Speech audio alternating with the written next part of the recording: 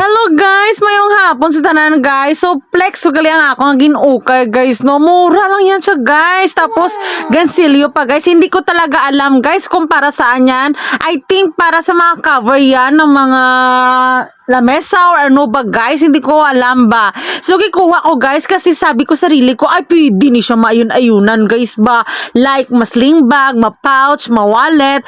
So syempre guys, ang ako nga utok guys, galagan. Sa akin ka lang makita guys na pinasahi nga design.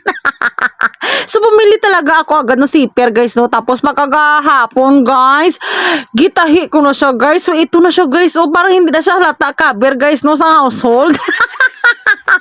Ginawa ko talaga siya guys na wallet. Kag may ara ako dito strap guys. So ano pa, do sling bag na siya guys no. Kaya lang sabi ko sa mama ko, ang pagtahi ko pala, halin sa dalom tanan nagkabataas talaga yung zipper. Ano man itong kamay ko at saka yung mata ko man.